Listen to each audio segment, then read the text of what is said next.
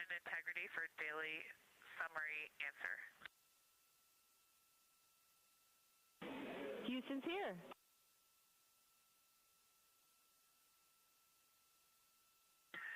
Yes, ma'am. For the question about the quid, caution warning ID 1421 is showing suppressed, and we did not do that on board.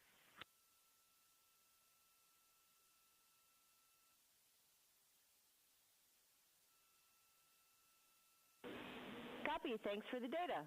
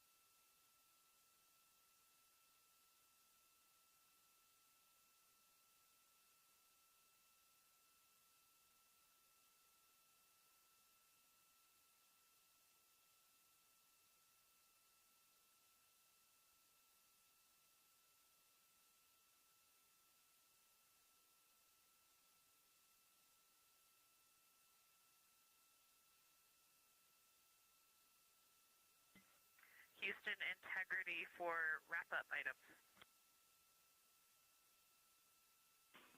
Go ahead, Christina.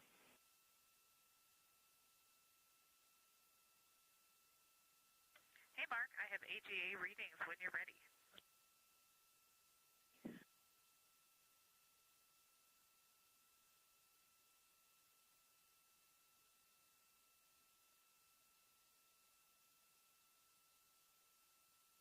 This is Mission Control Houston coming to you live from the Artemis Flight Control Room here at the Johnson Space Center. We are coming to you live with 24/7 continuous coverage of the Artemis 2 mission. At a mission elapsed time of 4 days, 17 hours, and 5 minutes, the crew is currently undergoing their pre-sleep period. This is where they complete various activities such as hygiene and getting ready for the day, as well as their daily crew conference. 26.6. Temperature. The Orbit 3 team is getting ready to hand over to the Orbit 1 team of flight controllers. Currently, the Orbit 3 flight director in the room is Brandon Lloyd, with capsule communicator or Capcom Amy Dill. Do you have more stuff for us? We are getting ready for our lunar flyby today, which is happening today, flight day 6. Shortly. What I'm going to do is take a moment and explain some of the milestones that are coming up later on, and I will be doing this in Central Daylight Time. Is that it from you? At 12:56 p.m., Integrity passes the Apollo 13 distance record by humans. And Mark, we were just this will be at 248,655 statute miles from Earth. We haven't at 1:45 p.m., the lunar observation period begins. We really just have the cameras out almost at all times. Moving forward at 5:44 p.m. Central Daylight Time, we have a loss of signal as Integrity begins its transit behind the moon. Then at 6:02 p.m., Integrity will make its closest approach to the moon at a distance of 4,070 miles. At 6:07 p.m., Integrity reaches its farthest distance from Earth at a distance of 252,760 miles. That's about 4,105 miles farther than Apollo 13. At 6:25 p.m., we will have an acquisition of signal as Integrity emerges from behind the moon to begin its journey back to Earth. We're about to start that wastewater dump. At 7:35 p.m., the solar eclipse period begins. At 8:20 p.m., the lunar observation period ends. And at 8:32 p.m., the solar eclipse period ends. We're watching right now. Now, on flight day 5 in the crew's pre-sleep period, the Integrity crew or the Integrity spacecraft entered the lunar sphere of influence. This means that the moon's gravitational pull is now stronger than that of the Earth's. Integrity is currently 246,000 miles and counting away from the Earth and just 17,000 miles away from the moon. Okay, copy. Thank you for the observation. Once the lunar flyby concludes, tomorrow, Tuesday, April 7th, at 12:25 p.m. Central Time, Integrity will exit the lunar sphere of influence and will be about 41,072 miles away from the moon. And Mark, it pretty much came to once Integrity does exit that lunar sphere of influence, the Earth's gravitational pull will be stronger than that of the moon's. This means that pull will help speed up the spacecraft as it begins to splash down off the coast of the Pacific. For now, this is Mission Control Houston. We're going to keep it configured to dump and see how far we can get this down. Thank you for the insights.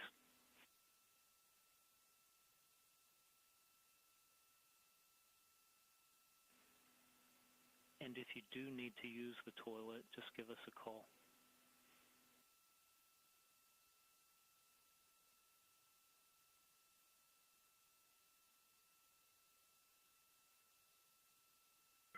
Copy and understand. Thanks.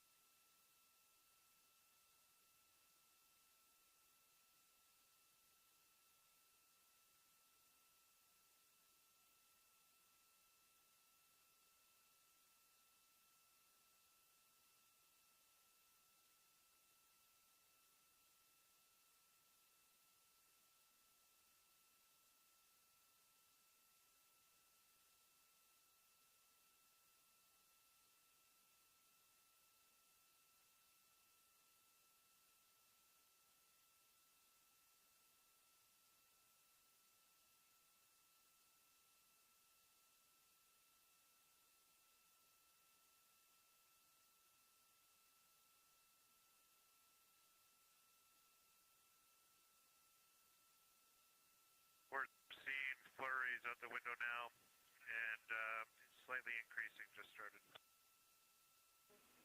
Okay, that's good news. And Jeremy, we got one go back.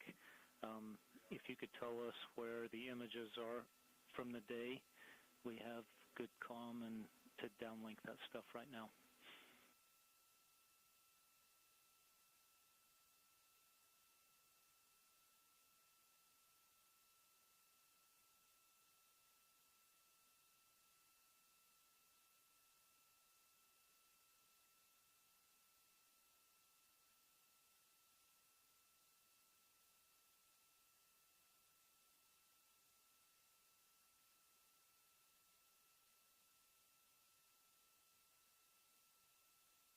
Okay, you can look on PCD2 for the science photos that we took for the opportunistic science. And that's the only ones we've done so far. We're probably going to add a few more later. Okay, awesome. We'll go look there. Thank you. And if this is it, and I hope it is, good night to you guys. Sleep well.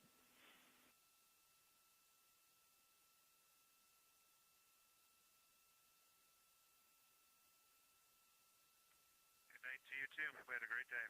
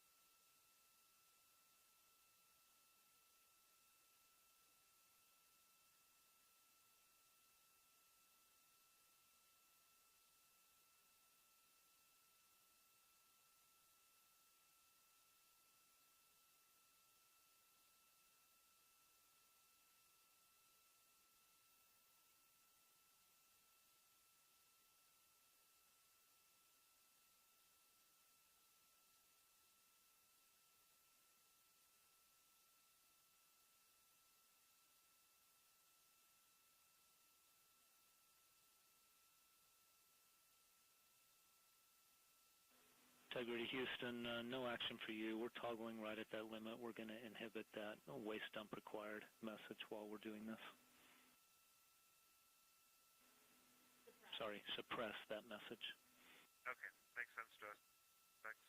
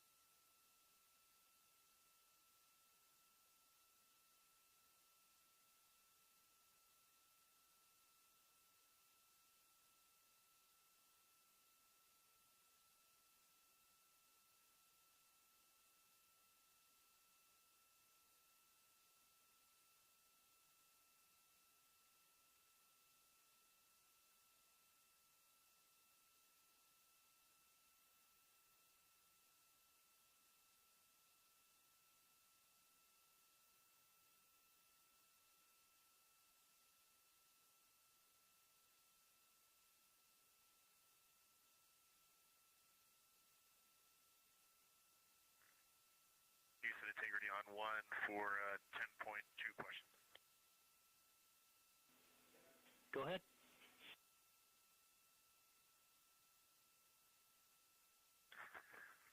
First on the dump, very slow flurries, and then the docking camera is powered. And then third, when we went down to 10.2, we just, obviously with the pressure change, a lot of our packaging up here expanded pretty heavily. And one that we noticed is the LIO bags, and we don't know if the LIO inside those bags is damaged by the pressure delta or not. Let us know if you would like to open up the Ziplocs there and take a look. I'm not sure if we have to go into the like the hermetic seal on that bag or not. Okay, copy the question. We're talking about it.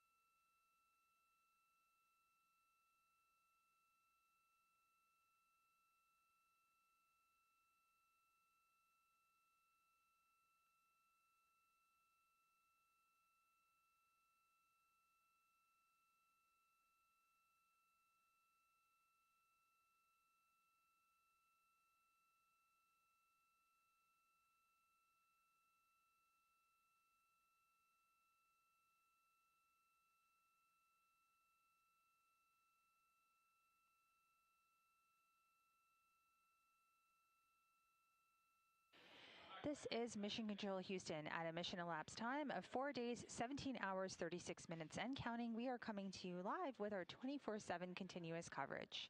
The Artemis II crew is currently in their pre-sleep period aboard the Orion spacecraft named Integrity. We are currently 246,000 miles away from Earth and just over 16,000 miles away from the moon. We'll continue to follow operations along here in Mission Control. The Orbit 3 team has completed their handover and is handing things over to the Orbit 1 team.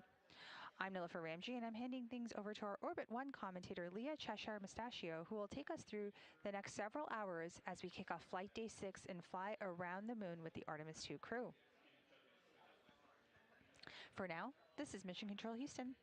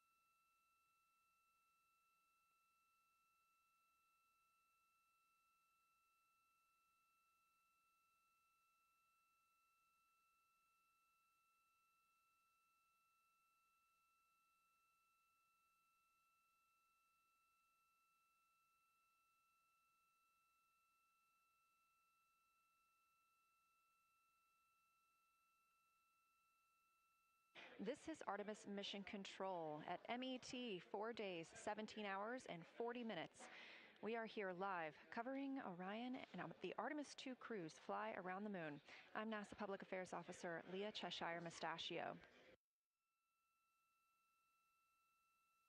We are currently 15,915 miles away from the moon, and we have an exciting lunar tour set up for this historic day. From Reiner Gamma to the Oriental Basin, we are in lunar flyby. The Orbit 1 team is now on console, led by Flight Director Jeff Radigan. Capcom today will be Canadian Space Agency astronaut Jenny Gibbons, a backup for the Artemis II crew.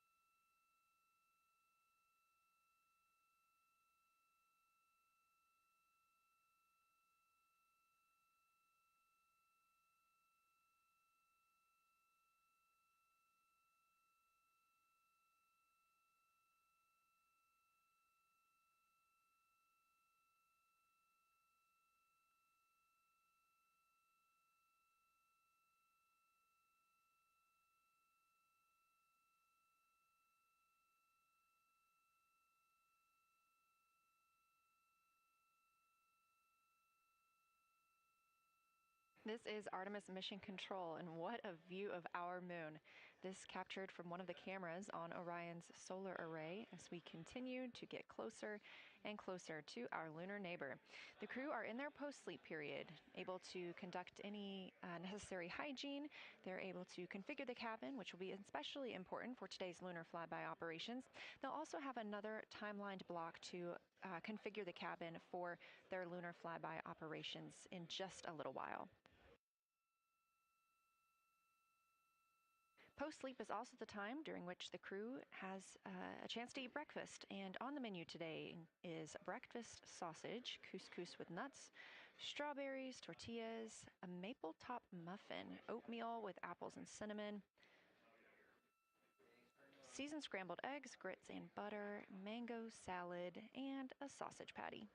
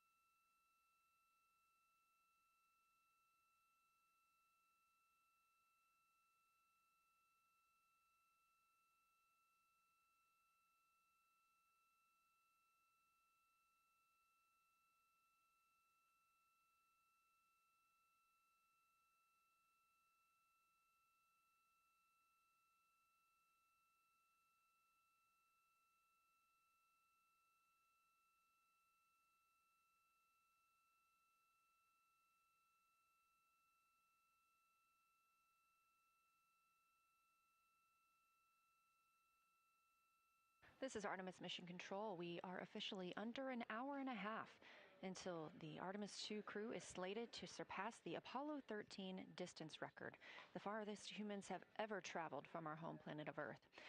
The record set by Apollo 13 in 1970 stands at 248,655 statute miles.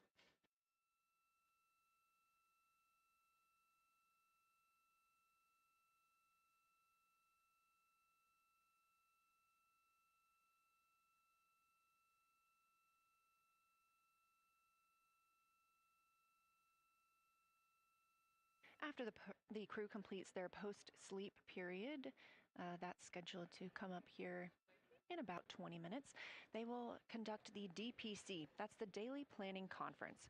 Flight Director Jeff Radigan took inputs from the teams down here in Mission Control Houston, the Orbit 1 flight control team, on anything that we need relayed up to the crew today about the spacecraft systems or the crew's timeline.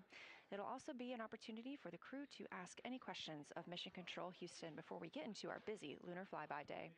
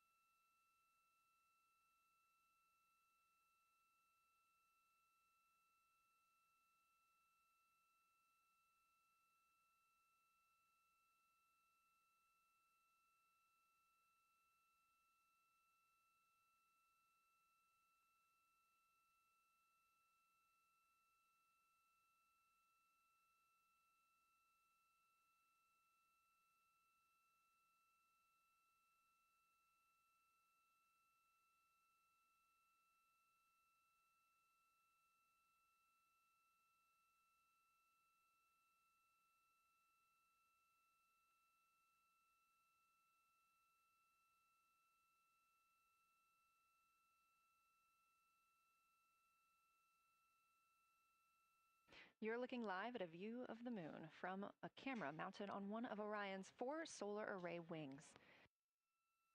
It's no secret that today is our closest approach to the moon throughout the Artemis 2 mission and our lunar flyby. I'll give you a little preview of what you can expect today ahead of the crew's daily planning conference.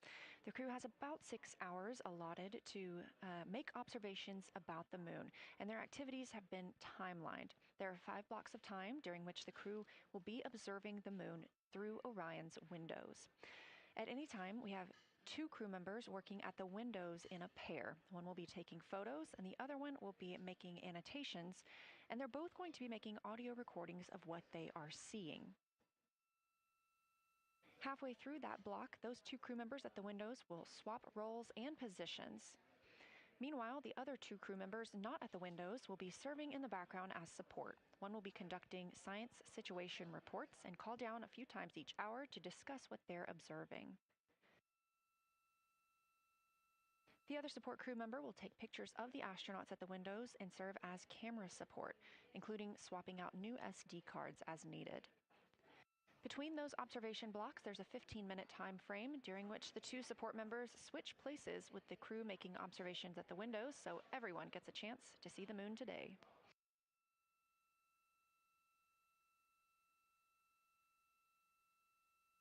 During 2 of the blocks, 2 crew members will take turns eating their midday meals. We're also looking forward to seeing an eclipse today. This crew will be the first to see an eclipse from the far side of the moon. If the past couple of days have been any indication, we expect to get great reports from the crew about what they're seeing. They've been training for this day with the science team for years.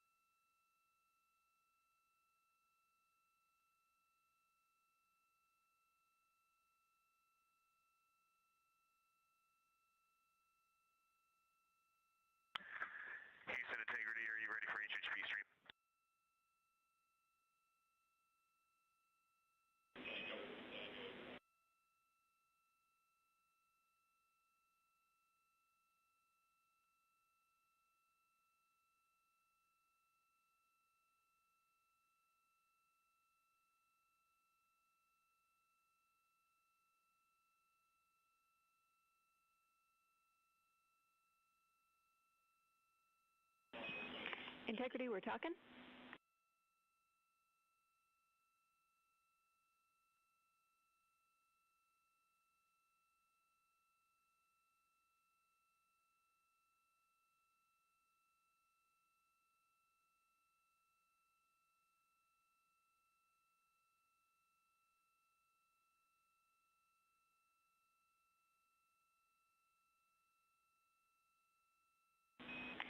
Integrity, we are just finishing off a couple of downlinks. It'll be a couple minutes, and we'll be ready to be on board with you soon.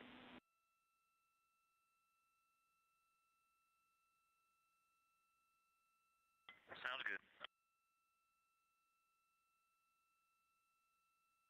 That's Capcom and CSA, Canadian Space Agency astronaut Jenny Gibbons, Artemis II backup crew member, replying to NASA astronaut Reed Wiseman.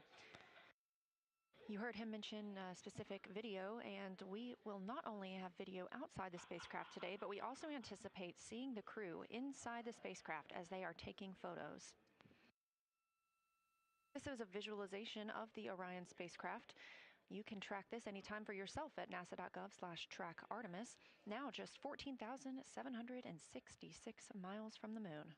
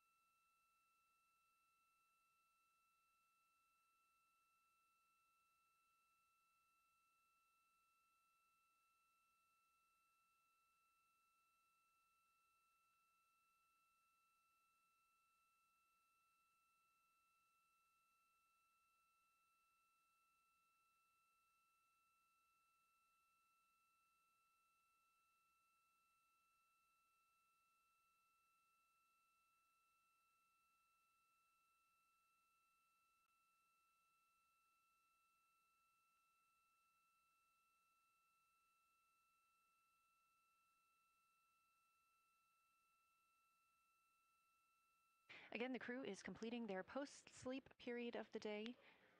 They were woken up this morning. Integrity Houston, we are go for the HHP stream when you're ready.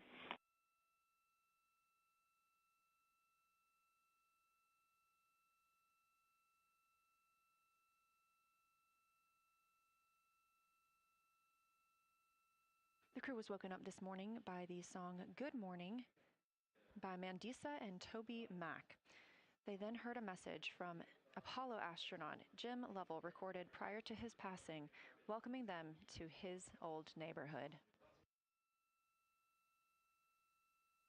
We're standing by for the daily planning conference, and we look forward to seeing the crew soon. Integrity, we are on board with you.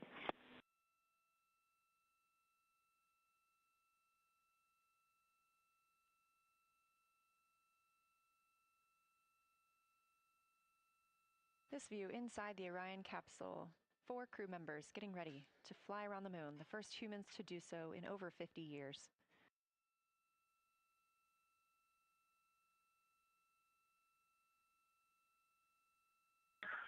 Good morning, Houston, from inside Integrity, 215,049 miles away from Earth and 12,712 miles from the moon. Let's actually savor the calm delay that we have. We're ready for the morning DPC. Beautiful. We are savoring it down here. Good morning, Integrity, and good morning, Moon. Our room is buzzing with moon joy today, and I imagine yours is too. I have a few items related to flyby and then a few items for things further afield. Here we go. I will roll through them all. First off, we are looking forward to having science follow up with your observations as required on Orion to Earth throughout the flyby. Today, you will pass the Apollo 13 record distance at the end of the pre-lunar flyby conference. We are planning to call you with milestone words at that point at the end of the conference, not later in the allocated PAO time on Optimus. That will be your opportunity to share your thoughts to celebrate the occasion. As of now, we have one more liquid toilet use left until we hit our nominal limits, and then we will talk about what to do about it more soon. On that note, we're always looking for feedback, so Christina, if you had a chance to review that CCU use message that we mentioned in the mission summary, we'll take it. And finally, we want you to know that after yesterday, the entry folks are talking about allotting additional time for entry prep, including cabin config. It's not related to today's operations, obviously, but it is going on, so you can plan for more on that tomorrow as we focus on the flyby today. That's all I have for you for now. What do you have for me?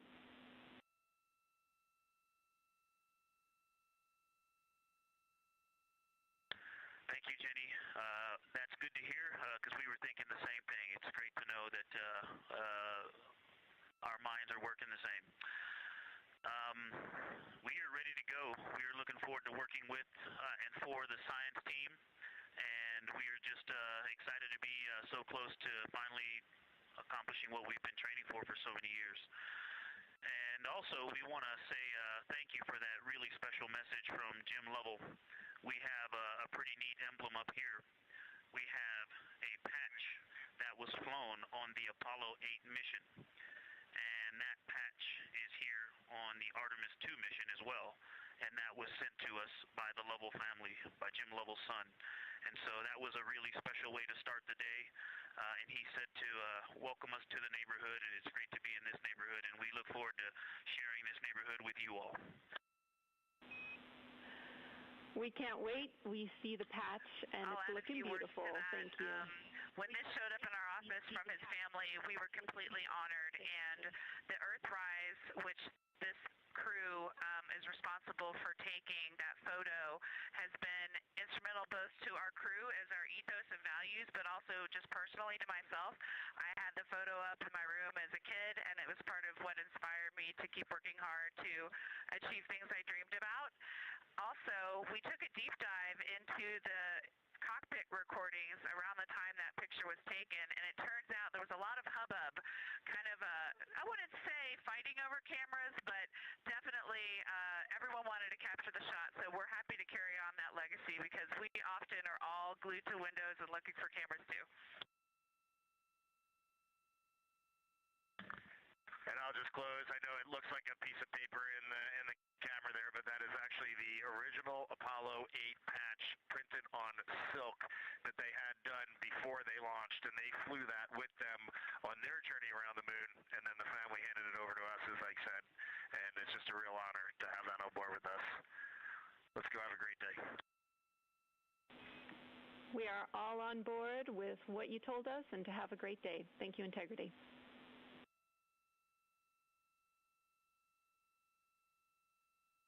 Exciting words from the ground and crew this morning. Have a great day, Houston and Huntsville. For Avatar, all lights lit except for 15 and 16.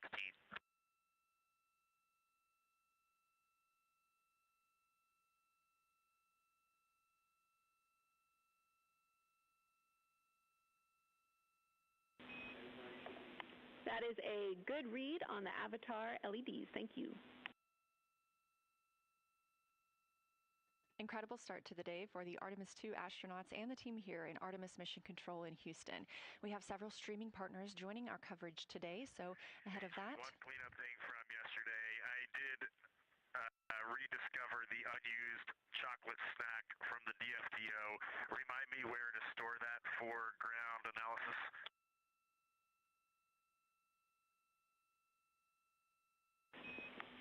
Hooray for a found snack. You can stow that in locker A1. Thank you, Reed.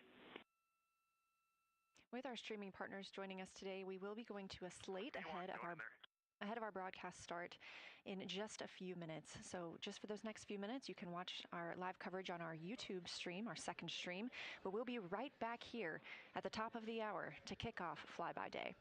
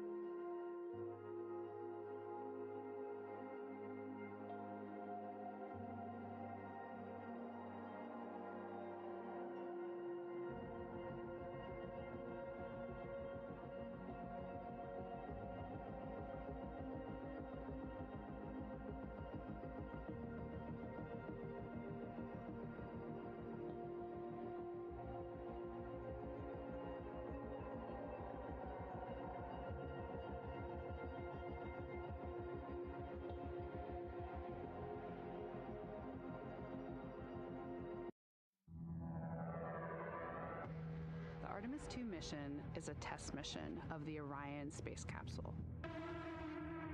Artemis 2 will be the first time we put humans on this rocket. We're going back to the moon because it's the next step in our journey to Mars. We were always going to the moon. Pushing ourselves to explore is just core to who we are. That's a part of being a human. And liftoff. We shall return. Continuing to test out every bit of Orion. Coming back to Earth, 7 miles a second. When humanity sets big goals, we can bring together genius from around the world. You have the best people on planet Earth putting this vehicle together. That's what's up. To innovate for the benefit of humanity and to inspire the world through discovery. And here we go.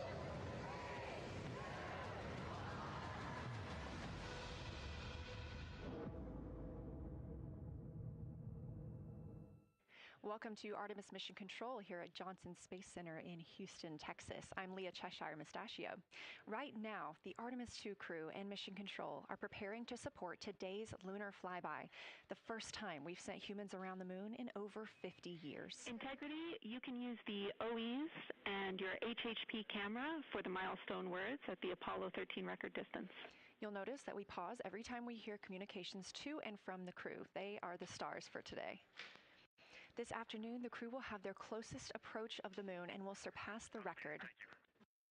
That record just mentioned of the furthest humans have ever flown, set by the Apollo 13 astronauts in 1970.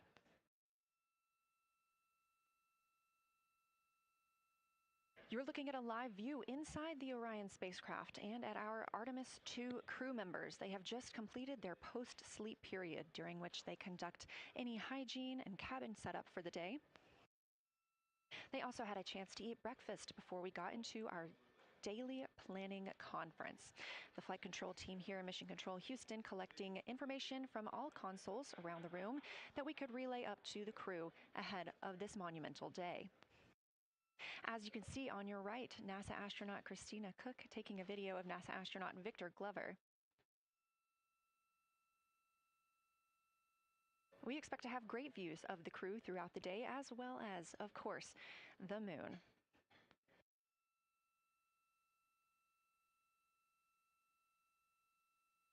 We expect to surpass that Apollo distance record in 55 minutes and 50 seconds. We are now looking live at a camera mounted on one of the spacecraft's solar arrays, pointed to our lunar neighbor. We are currently just 14,200 miles away from the moon and 247,672 miles away from planet Earth.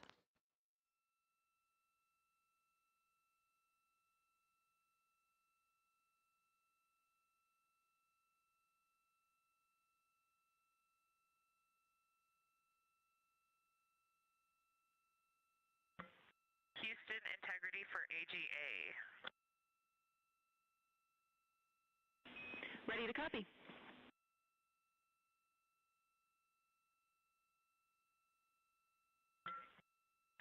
Carbon dioxide 2.3, oxygen, which has the alarm, 26.3, 73.1 degrees, 10.3 psi. And one follow-on question. We understand milestone words will be directly following the conference. Will that take the place of the PAO event, or will the PAO event still take place per the timeline?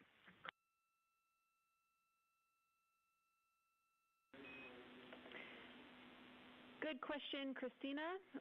The milestone words that we exchange at the record distance at the end of the conference will take the place of the PAO timelined activity. So that'll be our moment to talk about this occasion, and after that there will be no more expected PAO words, and you can get straight into your flyby. Copy all AGA.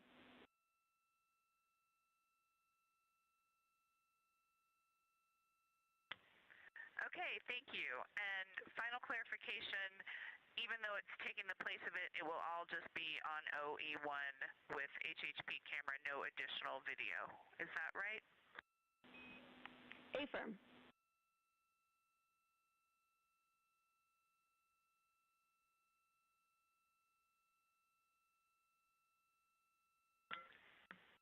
Okay, thank you. Yep, some of us had already heard that. Sorry about the second question. We appreciate it. Talk to you soon. No problem.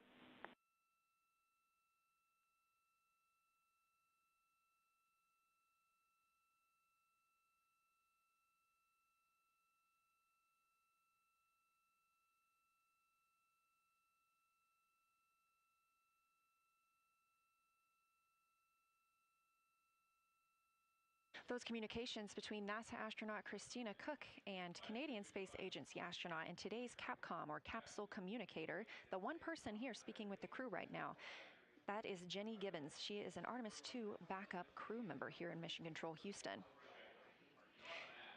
We are now 4 days, 18 hours, and 30 minutes into the flight of Orion for Artemis II. The Artemis II crew inside Orion lifted off atop the Space Launch System rocket on Wednesday, April 1st from NASA's Kennedy Space Center in Florida. Those 4 crew members are the first to live and work inside the Orion spacecraft, which they have named Integrity, and have been busy conducting meticulously timelined events. It was a beautiful ascent from Kennedy Space Center. One of those early events was the proximity operations demonstration, during which NASA astronaut Victor Glover, the Artemis II pilot, manually flew Orion after having just detached from the interim cryogenic propulsion stage as if they intended to dock. This was practice for future Artemis missions, during which astronauts in Orion will dock with the lunar lander that will take them to the surface of the moon. About 24 hours after launch, 25 hours actually, Orion then conducted TLI, the translunar injection burn. This 5-minute, 50-second burn committed Orion to departing high Earth orbit and set us up for today's flyby. That translunar injection burn also served as the spacecraft's deorbit burn. It slingshots Orion around the moon and sends the crew on a free return trajectory, with splashdown approximately 7:07 p.m. Central on Friday, April 10th. Last night on Flight Day 5, the crew entered the lunar sphere of influence, the point at which the pull of the moon's gravity will become stronger than the pull of Earth's.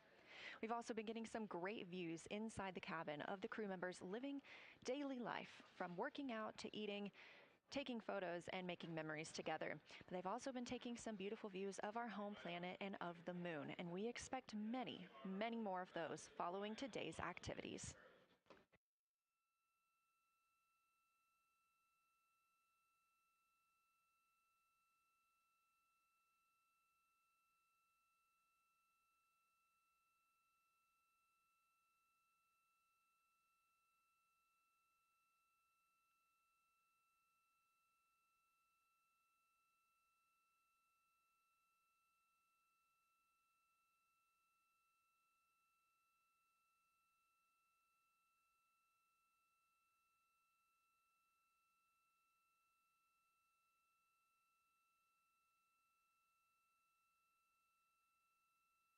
These live views back inside the cabin of Orion, but before we get into flyby, let's take a minute to get reacquainted with our crew. Reed Wiseman is the Artemis II commander and a Baltimore native. He's been in space once before. I think there was going to be some families heading into the viewing room today. If they end up showing up, could you just give us a heads up when they're there so we can just wave to them on the camera?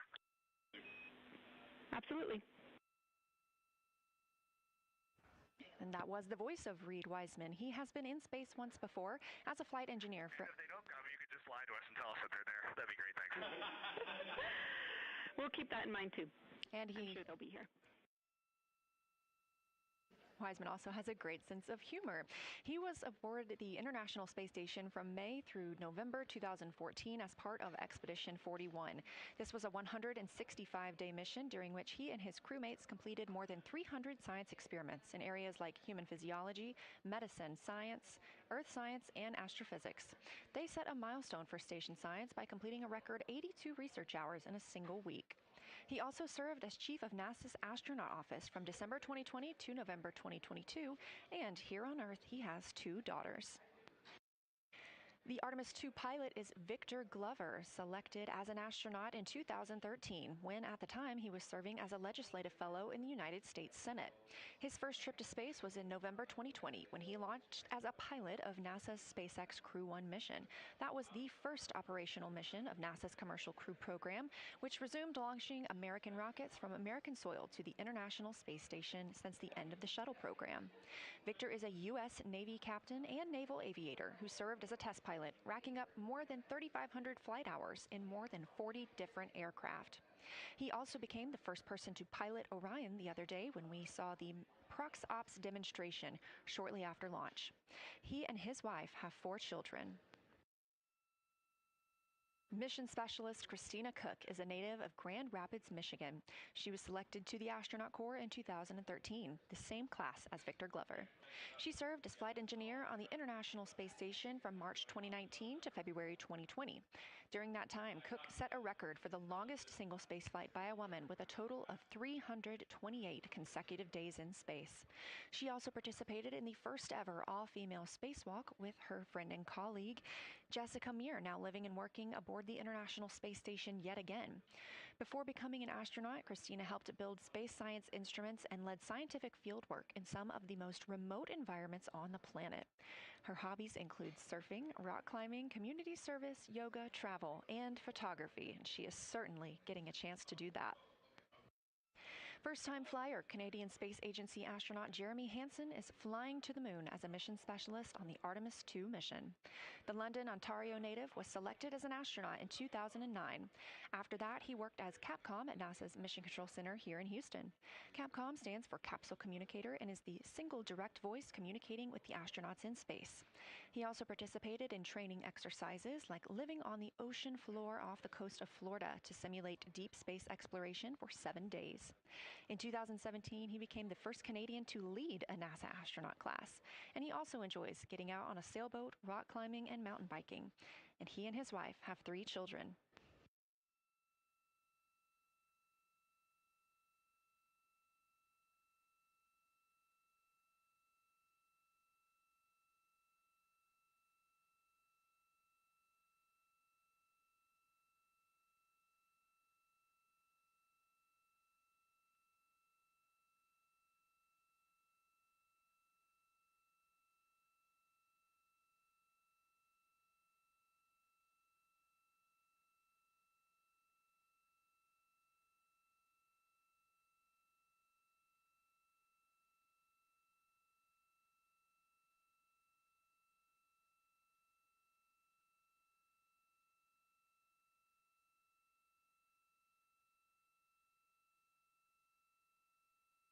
As you can see, the crew members have dimmed the cabin lights inside Orion.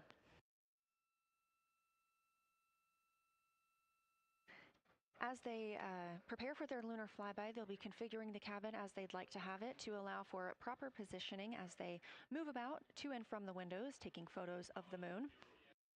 Dimming the lights also helps prevent reflections from inside Orion onto the windows. Ahead of this lunar flyby, let's dive in and explain what you can expect over the next several hours. The crew has about 6 hours allotted to make observations about the moon. Throughout the flyby, their activities have been precisely timelined. There are 5 blocks of time during which the crew will be observing the moon from Orion's windows. At any time, 2 members will be at the windows working in a pair. One crew member will be taking photos from window 2 with a blue shroud over the window. This can help prevent that glare or reflection from inside Orion. They have an 80 to 400 millimeter zoom lens to use. The other astronaut will be in window 3 using their portable computing device, you'll hear that referred to as PCD, to make annotations. Both of these crew members will make audio recordings of what they are seeing, and they'll wear headsets connected to those PCDs.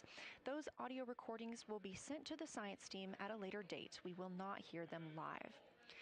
The 2 crew members at the windows will swap roles and positions halfway through their timelined block. The other 2 crew members who won't be at the windows at that time will be serving in the background as support. One will be conducting the science sit reps, or situation reports. This is what we will hear live from the crew. They'll be calling down a few times each hour to discuss what they are observing.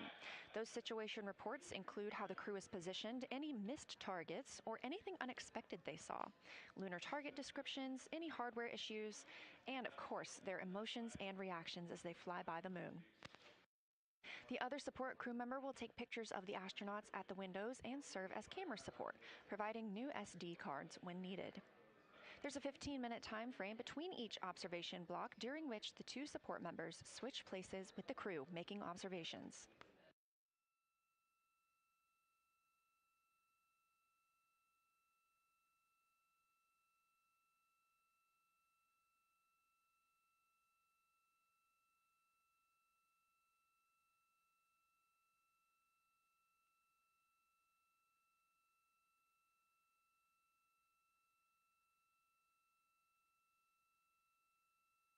Two views, both coming from Orion. There on the left, the inside of the spacecraft, and on the right, a view of our moon, the destination for today.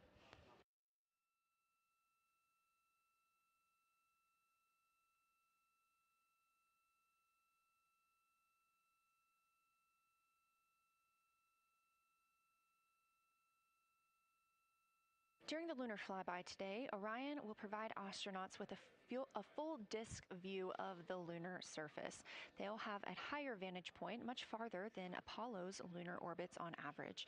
And these astronauts can observe both holes and large-scale geologic features in a single view. And due to our April 1st launch date and current illumination conditions, the Artemis II astronauts have become the first humans to directly observe certain far-side regions of the moon with unaided eyes.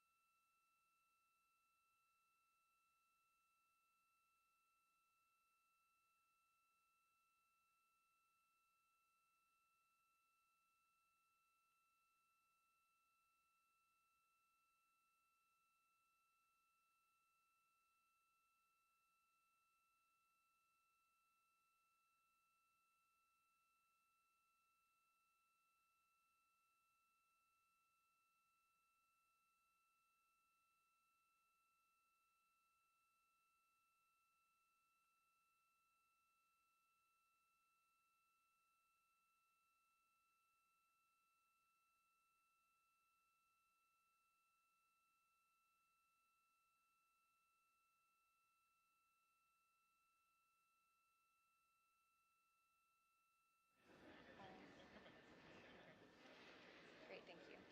You ready? Go. It's me. It's okay. How do I, is it all?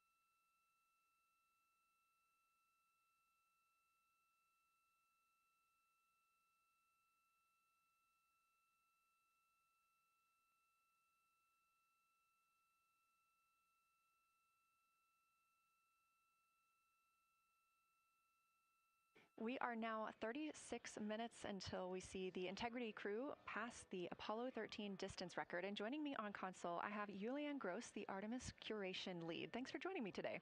Thanks for having me. I'm very excited to be here. We're very excited to have you. So can you tell me about your role as Artemis curation lead and what that entails?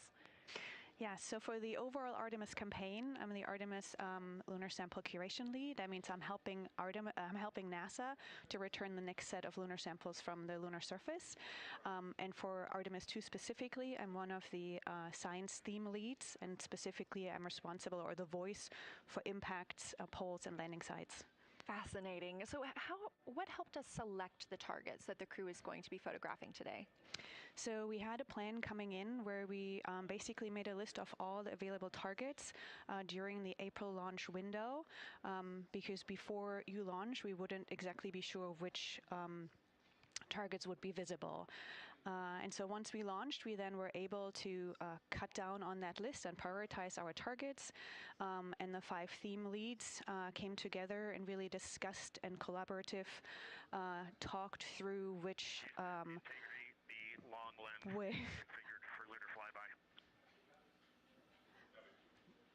which targets we could then see and prioritize. And so that made it into our plan. We worked then with timeline to make sure that all the targets are visible. Some targets are time dependent, like Earth-set or Earth-rise, and some targets will rotate out of view when Integrity starts going around the moon. And so we put these in early so that the crew has a chance to describe those to us. Fascinating. I cannot wait to hear what they have to say. So we just heard them say that their long lens is configured. That's very exciting. And for us, when we look at the moon from Earth, what features are we seeing that the crew will also fly by today? Yeah, so I really hope that people on Earth who are in nighttime will look up into the moon tonight. The features that the crew will see that we can also currently see is Aristarchus Plateau. Grimaldi is another feature. They're going to be sort of on our limb. And then Oceanus Procellarum, that really dark, large area on the near side that we can see. The crew is going to see that in the beginning. The more they fly around, the less of that they will see. So those are targets we will hear them describe early on in the flyby. Fascinating. Well, and the crew has been training for years for this day, and so we're going to hear them make a lot of calls about what they are seeing on the moon, and they're going to use a lot of interesting terms that I myself need some brushing up on. So could you walk us through a few of the things that we'll hear them use to describe the moon, like albedo, exosphere, ejecta, just some of those major terms we expect to hear from the crew? Yeah, of course. Albedo is basically a term of a reflectiveness of the surface. And so high albedo usually for the moon means bright areas, and low albedo means like darker areas. And so when you look into the night sky, you can see the high albedo areas are the white parts and the low albedo ones are the darker areas. Ejecta is when you have an impact and it ejects or throws out material that then ends up on the surface, and you can see that as sort of rays or ray systems. So you might hear them describe, I can see for example, with its rays. It has an asymmetric rays coming out, and so we're excited to hear them describe that. You might hopefully hear stuff about color or color hues, and so if they can see any changes in those color hues from like white to gray to maybe brownish, we're excited to hear about that. Exosphere is the almost no existing atmosphere of the moon. It's barely there. But there is dust on the lunar surface that can get lofted up through electrostatic forces. And when the sun goes behind the moon, it can scatter forward on those dust particles and sort of like create a little glow on the horizon. And so we're really excited to see if the crew can actually see that. This is so exciting. Thank you so much for walking through all of that with us. Julianne Gross, Artemis Curation Lead, we really appreciate you joining us here today, and good luck to your team. Thank you. I'm really excited to be here. We are now MET 4 days, 18 hours, and 49 minutes into the flight of Orion. This view of the moon from the Orion spacecraft as we get closer and closer.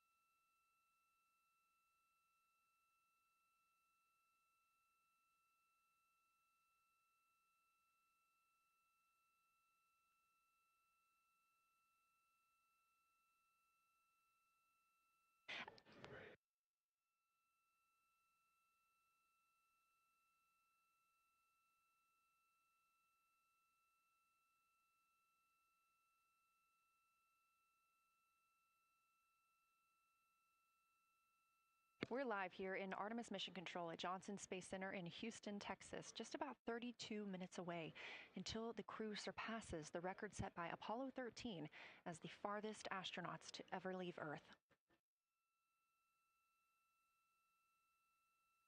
This view coming from a camera mounted on the tip of one of Orion's 4 solar arrays. Each array has a camera on its tip, and so we anticipate getting views throughout the lunar flyby. Of course, except during the point of loss of signal when the spacecraft flies behind the moon.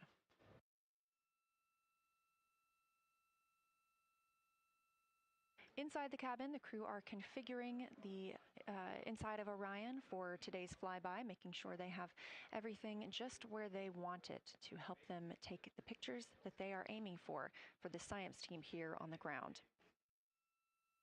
Coming up in just a few minutes, we will have a pre-lunar flyby conference. During that Lunar Flyby Science Crew Conference, our science officer here on console, Kelsey Young, will be speaking directly with the crew members about their targets, about their goals for today, what they expect to see, and what we are hoping to hear from them.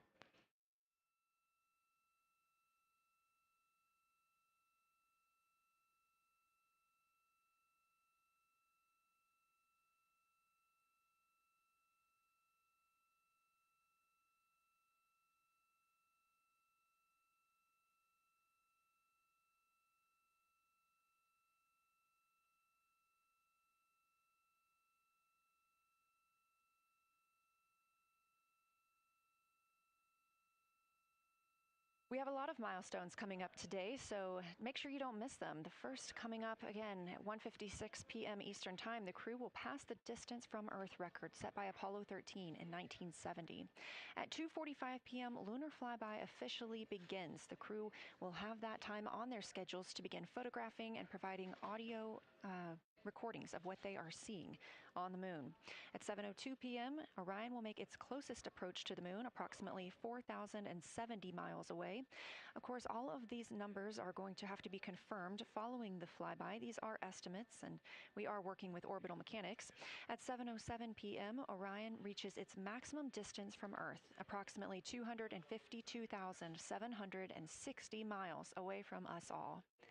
At 8:35 p.m., the spacecraft will enter a solar eclipse. The crew will become the first to see a solar eclipse from the moon.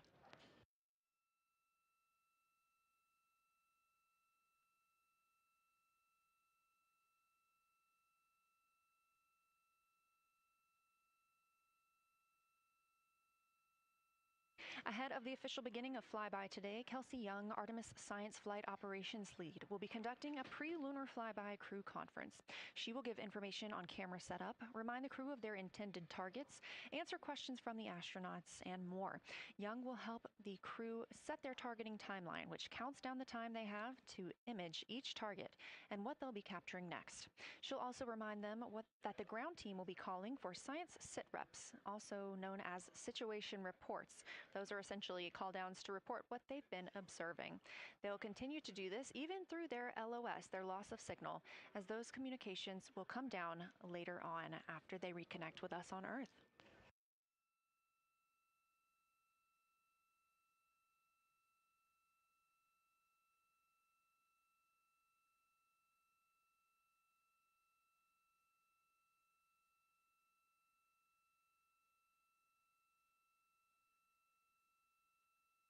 This view in the cabin, you can see the crew members are already using their cameras, getting set up, and they have dimmed the cabin lights to allow them better visibility outside of the windows and fewer reflections. Now, 28 minutes until they become the humans to travel farthest from our planet.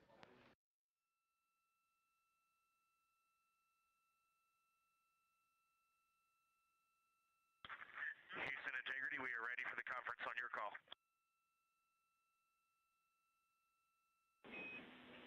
Houston is ready for the conference, passing you over to Science.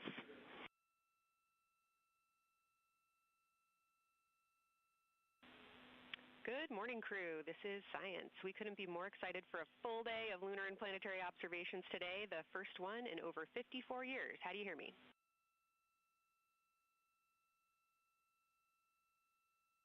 We hear you loud and clear, and Kelsey, you just got to know you're pulling us away from the moon right now, so let's go. Message received. I will keep it tight here. I did just want to start with a thank you on behalf of the Lunar Science team and the entire lunar and planetary science community, of which you are absolutely a part, for what you've already done in this mission and what you're going to do today to inspire the next generation of scientists. I have to say Moon Joy is the new term that's already become our team's new motto, so thanks for that. In this conference, we'll cover hardware and config reminders, and then I'll just briefly, as you said, cover today's science plan. I'm assuming you already have your LTPs up. Confirm that, and I'll jump quickly into the cabin config reminders.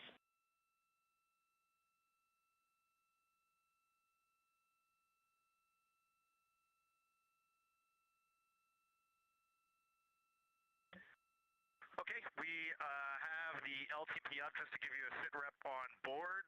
You've got Reed and Christina on one PCD, and Ike has his own, and Jeremy has his own. Copy that. That was going to be one of my questions for you, and I'll ask a question back. Is that the config that you and Christina plan to carry throughout the day for PCD use?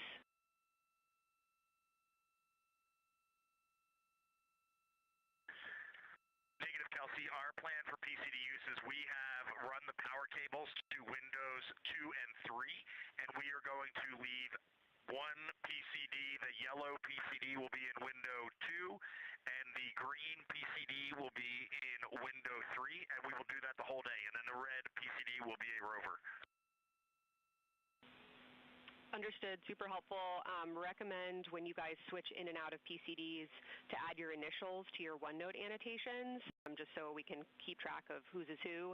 And then given that you have 3 PCDs instead of 4, for the data transfer at the end of the day, recommend making a new subdirectory entitled For Science for your own photos, or with your initials, that we can keep track of which pictures came from which flashcards.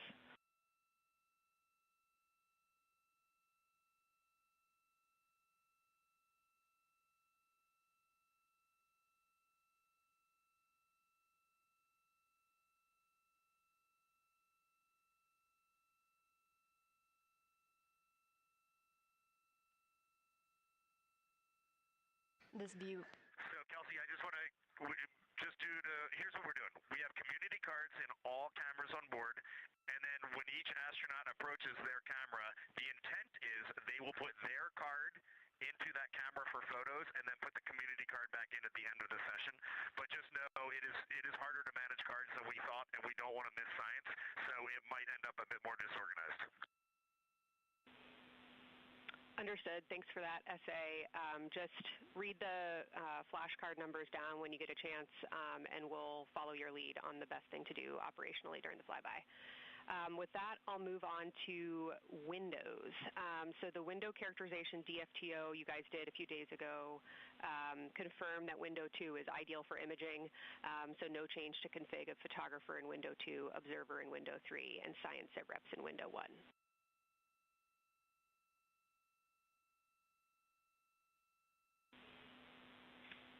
Coming up on the handover. Be back. Hang on, Kelsey. The way we have it configured, tell us if this is going to be wrong.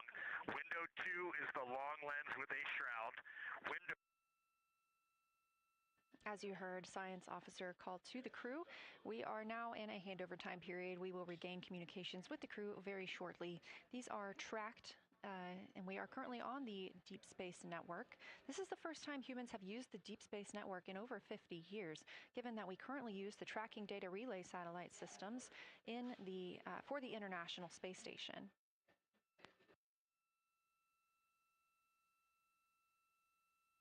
This view from Artemis Mission Control on the right is Kelsey Young. That's who you hear speaking with the crew. Young is the Artemis Science Flight Operations Lead, and we also look forward to speaking with her here today.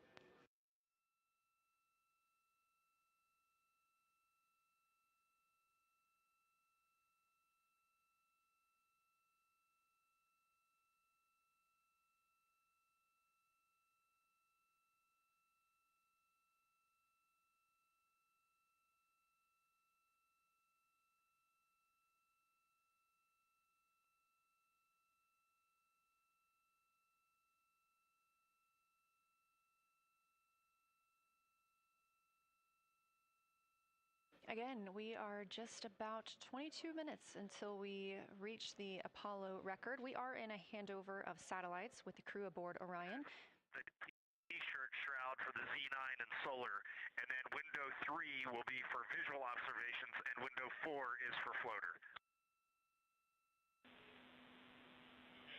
And thanks, Integrity, for that. Reed, we had a handover during that time, so I'm going to have to ask you to give that read back on window orientation for the crew again.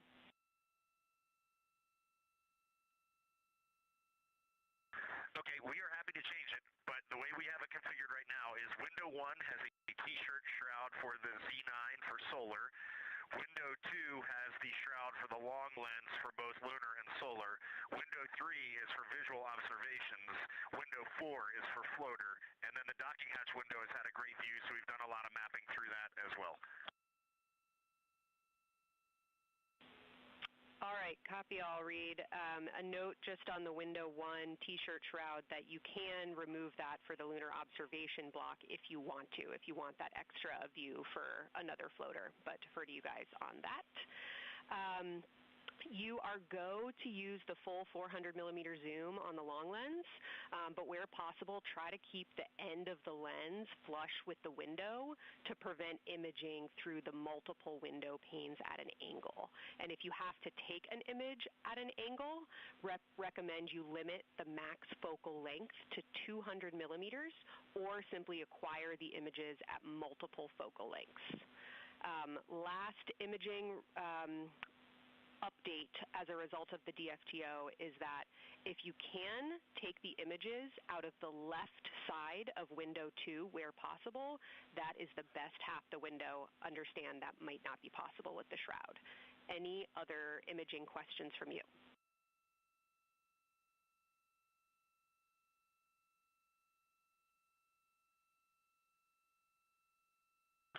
Okay, copy that. Okay, last couple reminders. Don't forget the ability to take the wave files to tag imagery that you are wanting to follow up on using the FN3 button on your camera. And then a couple quick notes on your LTP. We have refined your precise flyby timing since generating the LTP. Optimus has the correct timing for the LOS and AOS, but the LTP identifiers for LOS and AOS are roughly 2 minutes later than they will be in reality. Final LTP timing update is that the green line on your LTP should start automatically 45 minutes before the flyby. If it doesn't appear, let me know and I'll have troubleshooting steps for you. Last updates are on the eclipse, so only for that last hour today. Of course, remember if the sun is in view to use your eclipse glasses. And reminder that we will have a few activities for you prior to the eclipse to reconfigure all 3 cameras for corona and deep sky observations. These activities, some of which will occur during the forward link LOS, so we wanted to flag it for you now. Any questions before I cover the last 2 reminders?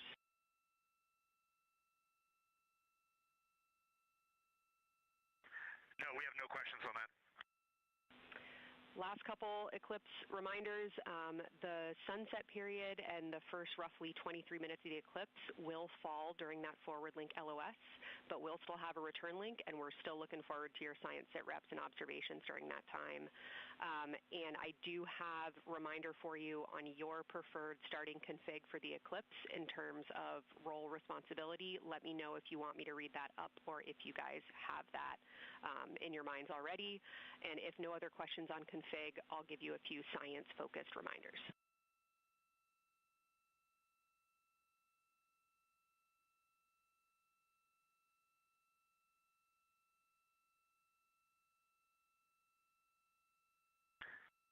Give us a quick high level, but we see it in Optimus, and I think we got it squared away. But give us your quick Kelsey high level. Okay. A couple changes from the first LTP you studied is that Glushko is the only feature that the same pair will view twice. That's Reed and Jeremy. That's why that's the only target you see that is marked as 1 of 1 and 1 of 2 and 2 of 2. So Ohm and Oriental are in there twice, but they're by different pairs, which is why you don't see them marked accordingly. A note from feedback on your observations so far over the last couple days, a reminder that if you note structure and texture as well as color and albedo, please note any correlation between the two, and also a reminder that negative observations are still valuable science. So a lack of color or a lack of structure associated with color is also valuable. A reminder also that your observations so far indicate it will likely take some time for your eyes to adjust. We especially heard that around your terminator observations and your color observations. So reminder to know that your eye adaptation is going to kind of come in throughout your shift, and let us know when you start to see that nuance. Last reminder is around Earthset and Earthrise. When you're viewing us back here at home, you'll be looking directly at Asia, Africa, and Oceania. So I'm sure people watching from those places here on Earth will want to give you all a wave as you take their picture. Any other questions for me?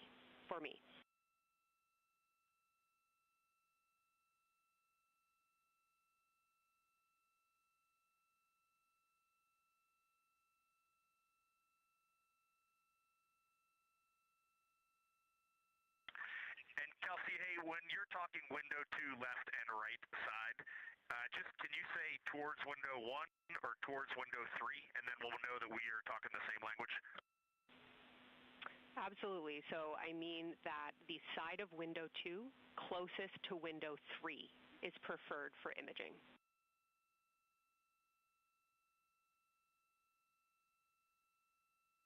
Okay, the side of window 2 closest to window 3 is preferred for recording. Stand by, we'll talk to the crew.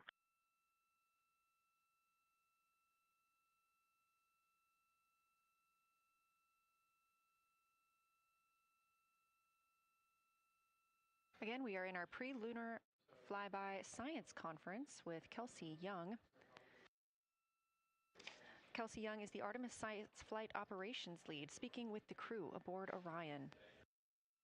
They've been training for this moment for years, and this is their last opportunity to get some further pointers and information. Kelsey, for the T-shirt shroud, what window does the science team think will have the best view? Is it window 1 or window 4? The only time we're strongly recommending use of the window shroud. The T-shirt window shroud for the eclipse viewing, which window is primary for Z9? Window 1.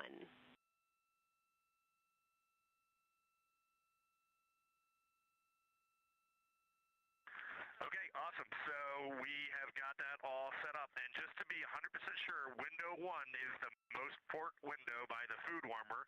Window 2 is right in front of seat 1. Window 3 is right in front of seat 2. And window 4 is on the starboard side by the side hatch. Do you agree with all that?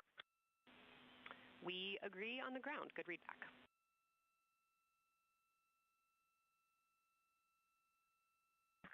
Okay, that's awesome. Kelsey, we're going to close with happy words. It's just incredible. I wish you were up here to see all the smiling faces, to hear all these terminologies being thrown around, and we are just fired up to get started on this day. Let me pass the mic around if anybody has anything to add. Kelsey, it's so great to hear your voice on the loops. I just want to channel everything that you guys are probably feeling right through my eyes and heart. It is awesome to see the side of the moon. You guys made us excited for this day, and we couldn't appreciate it anymore. And we are ready to hopefully deliver on all the awesome training you guys have provided. I'll just add, Kelsey, it is blowing my mind what you can see with the naked eye on the moon right now. It's just unbelievable. Kelsey, and to the whole Lunar Science team, all of you, all the work you put into this, we're just grateful. Can't wait to get going. And thank you for the tipper, for Carol Crater, and for Integrity. We can see them, and we've imaged them, and can even see with the naked eye. Quite impressive. Thank you so much. Beautiful words, you guys. Thanks so much. And I got video of the science team right now, and they are all absolutely buzzing. Looking forward to today.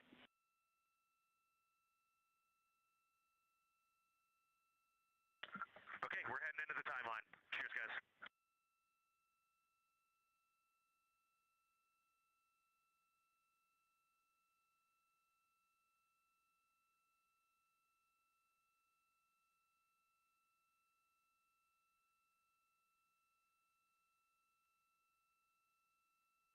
of the Pre-Lunar Flyby Science Conference with Dr. Kelsey Young.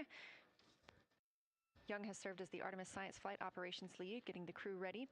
And we're live in Artemis Mission Control in Houston, but we are not the only room monitoring today's flyby. As you heard Young mention, in this same building and just down the hall, a multidisciplinary lunar science team supports the Artemis II crew in real time, including experts in lunar geology, impact cratering, volcanism, polar science, imaging, and visualization. There are two integrated facilities, and the first is the SIR, which is what you have right here. That's the Science Evaluation Room. They are embedded within Mission Control to provide science input during live operations like what we see today. Additionally, and not pictured, we have the Science Mission Operations Room, a back room that processes data, evaluates imagery, and supports rapid analysis. Our science officer on console in Mission Control Houston serves as the primary interface between the science team and the flight controllers, ensuring science priorities are represented during mission execution. Again, today that's Dr. Kelsey Young, who will be speaking with the crew during the time they're behind the moon. We will be speaking with her once the crew is behind the moon and out of communication with Earth.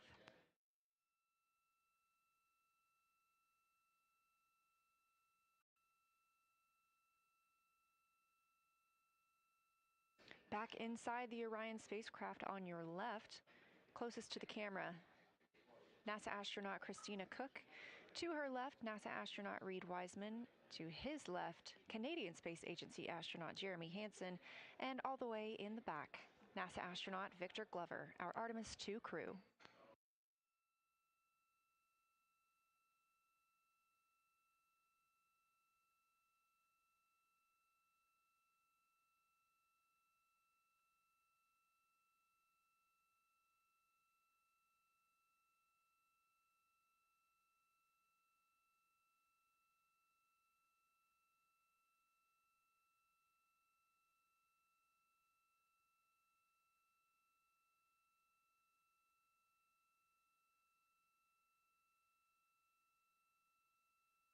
We are now approaching 8 minutes until the crew surpasses the Apollo 13 record.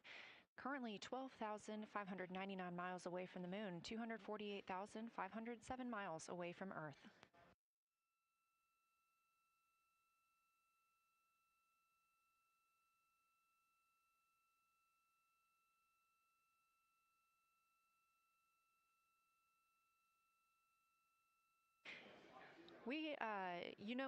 You may also hear the Orion spacecraft referred to today as Integrity.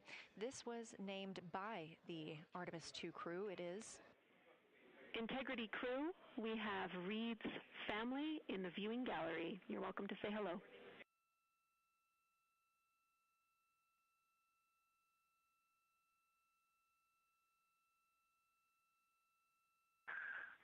Well, whether you're being serious or you're kidding around, that is awesome to hear. Thanks, Jenny. And hello to Ellie and Katie. I don't know who else is there, but it's great to know that you're in mission control right now, following along. We are having a blast up here, and the view of the moon is absolutely amazing.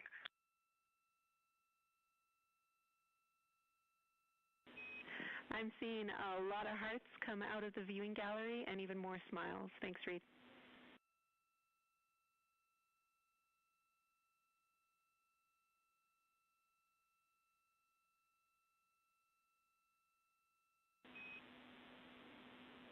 Copy heart, copy bracelet.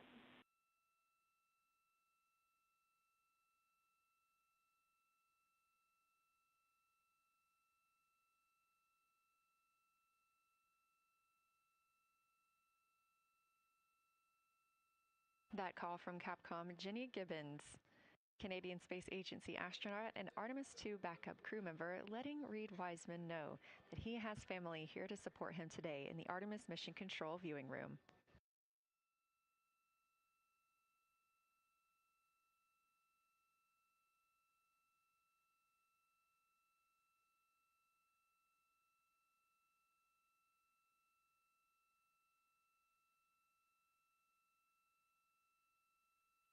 As I was mentioning, we have the Orion spacecraft flying today. However, the Artemis crew members named their Orion spacecraft Integrity, so you will hear calls to this entire crew with the name Integrity. They say that the name Integrity embodies the foundation of trust, respect, candor, and humility across the crew and the many engineers, technicians, scientists, planners, and dreamers required for mission success.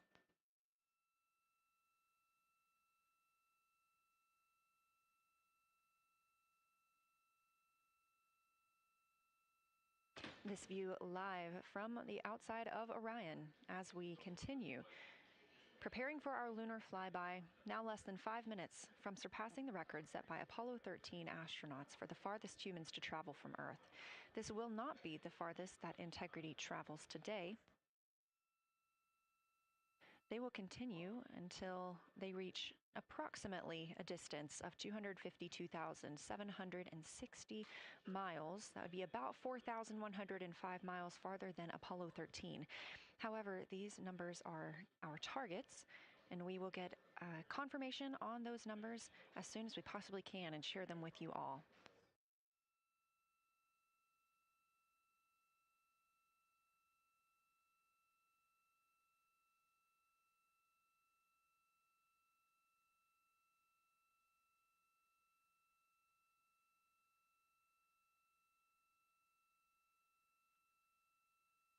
We've talked a little bit about what to expect from the crew, whether that's taking photos or making audio recordings. To get a little more detailed, Reed Wiseman and Jeremy Hansen will be up first to capture imagery and record audio on the portable computing devices. You hear those referred to as PCDs, while Victor and Christina serve as the support members. The crew will switch windows and roles halfway through their shift, and 1 hour and 5 minutes later, Victor Glover and Christina Cook will be the next crew members at windows 2 and 3 to take photos and make annotations, while Reed and Jeremy take on those support roles. There are 5 viewing blocks, and the crew will swap out with each one. During 2 of the blocks, the 2 support members will also be able to enjoy their midday meal.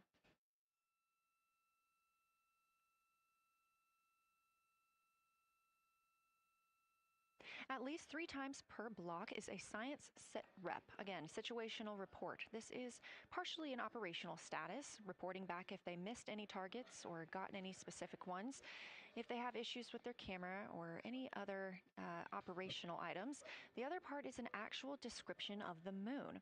This task is done by one of the support team astronauts, so that's not the crew currently taking photos or making annotations, but they do have windows 1 and 4 that they can float up and provide that information from.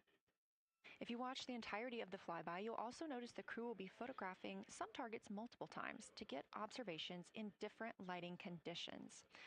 This is due to Orion changing their location throughout the flyby.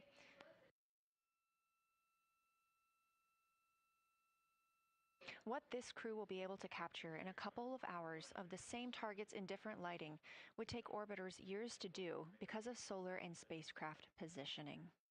This crew has studied the moon extensively, and they're also familiar with what the science team calls the Big 15. These are 15 features that they've memorized, so at any time, they'll be able to see 5 of those and help orient themselves and where they are around the moon. Those targets are diverse and complex in their geologic history, and observations of them could help answer some big-picture science questions.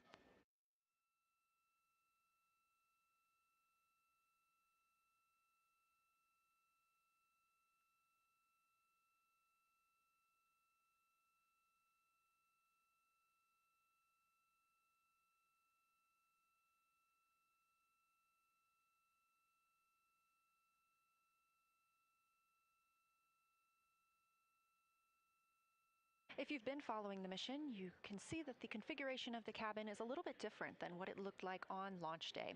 After ascent, the crew were allowed to reconfigure their spacecraft, and you can see that they've taken down seats. They have also taken away footrests. This gives them more opportunity to move about the spacecraft.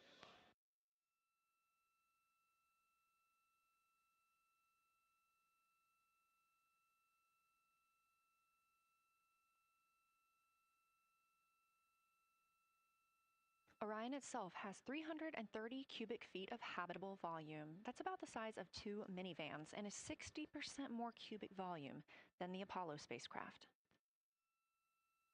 We are standing by for the Integrity crew aboard Orion to surpass the Apollo 13 record.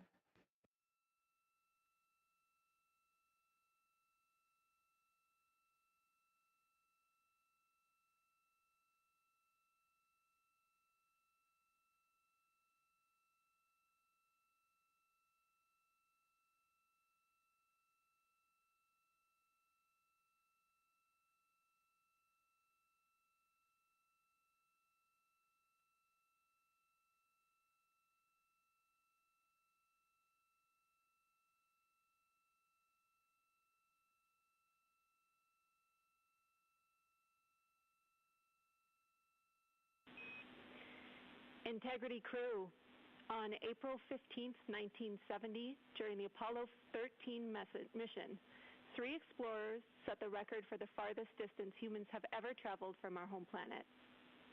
At that time, over 55 years ago, Lovell, Swigert, and Hayes flew 248,655 statute miles away from Earth. Today, for all humanity, you're pushing beyond that frontier. Integrity, over to you.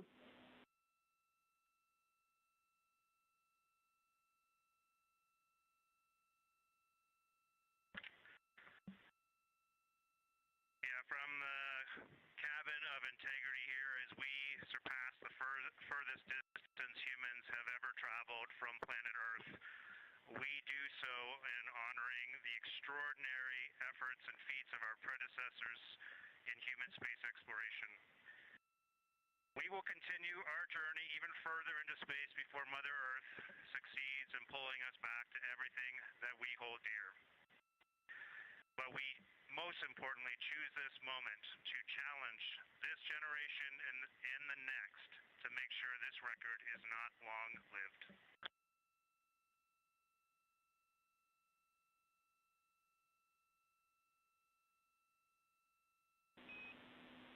Thank you, Integrity, and congratulations to you and the rest of the Artemis II team.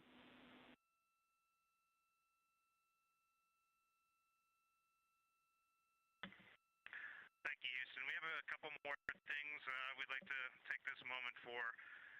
Our science team helped us out with a couple of relatively fresh craters on the moon that have not been previously named, and our crew would like to propose a couple of potential names for those items or those areas. And we spent a bit of time this morning looking out the window, and we're able to see them now both with our naked eye and through the long lens, and so we feel this is a good time to send this down, and a special shout out to Kelsey for helping us with this. The first one we'd like to suggest is a named crater in honor of our great spacecraft Integrity. And so if you were to look at Oriental on the far side and then draw a line straight up to Ohm on the far side, relatively in the middle is an unnamed crater, and we would like to suggest it be called Integrity in the future. And the second one, and especially meaningful for this crew, is a number of years ago we started this journey in our close-knit astronaut family, and we lost a loved one.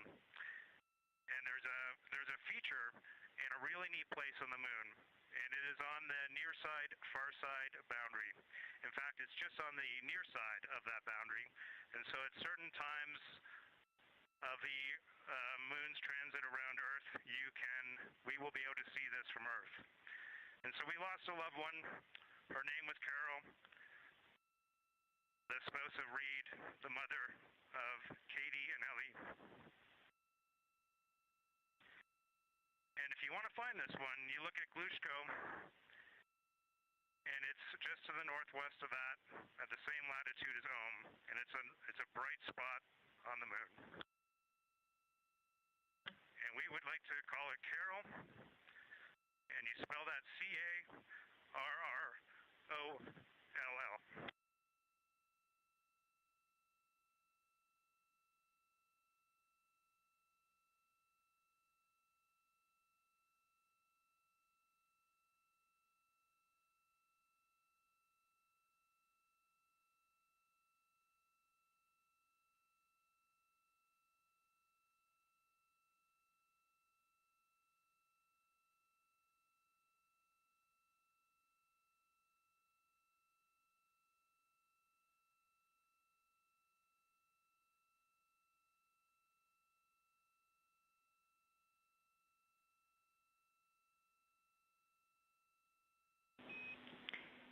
Integrity and Carroll Crater. Loud and clear. Thank you.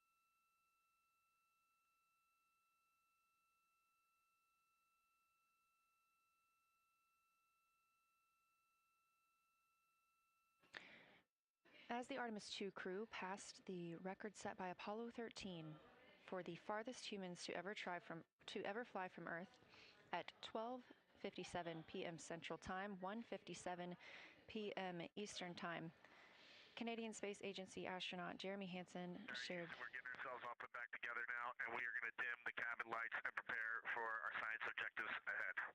Thank you. Sounds good. We're doing the same down here, and you are maneuvering to your observation attitude.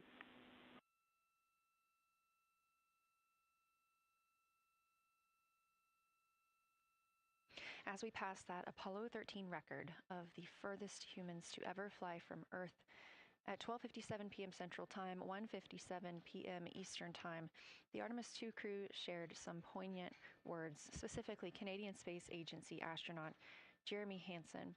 The crew also called down 2 craters not yet named that they would like to name. One, Integrity, in honor of their spacecraft, which they have named.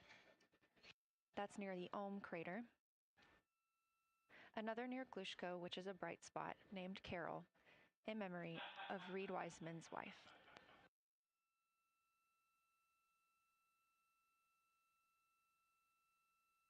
There was a moment of silence here in Mission Control Houston. And now the team and the Artemis II crew are ready to begin their lunar flyby.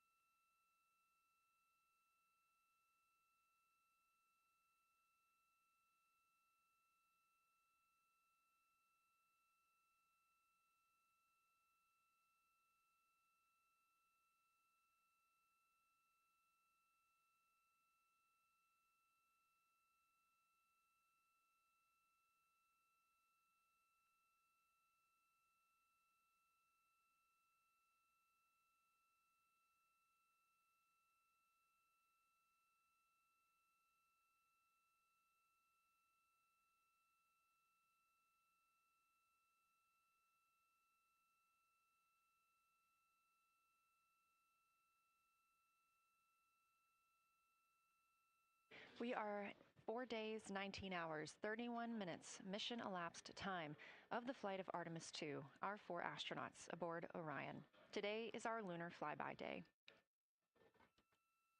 The spacecraft is currently about 12,000 miles away from the moon, and you can keep up with the distance from Orion to the moon and Earth by visiting nasa.gov/track Artemis. Or you can just stay with us here because we're going to be telling you throughout the day. They are currently 248,834 miles away from planet Earth.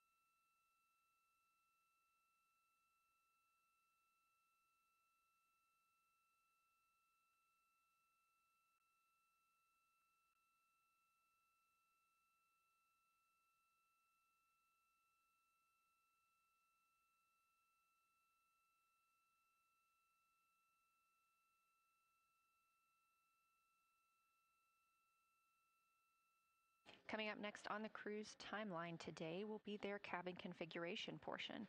You heard some calls down to Science Officer Dr. Kelsey Young earlier about how they have configured the cabin so far. This is just a little bit more of timelined activity for them if they need to further do so.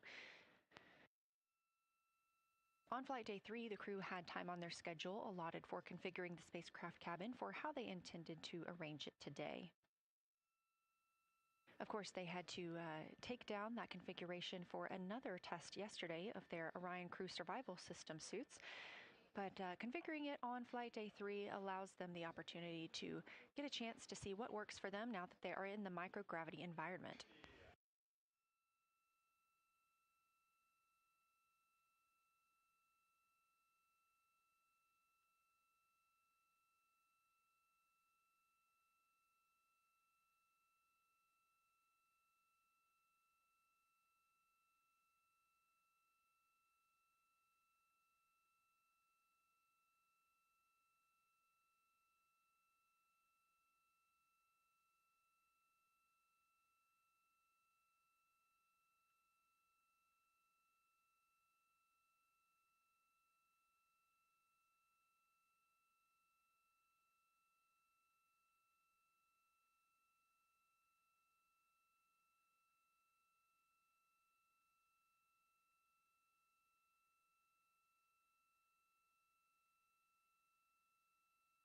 Again, the crew is about to begin their cabin configuration portion of their timeline, though they have been working that already, as well as potentially during their post-sleep period this morning. The official lunar flyby observations are slated to begin in just about 40 minutes. That's when we'll have the crew at the windows photographing the moon, as well as making calls down about what they are seeing.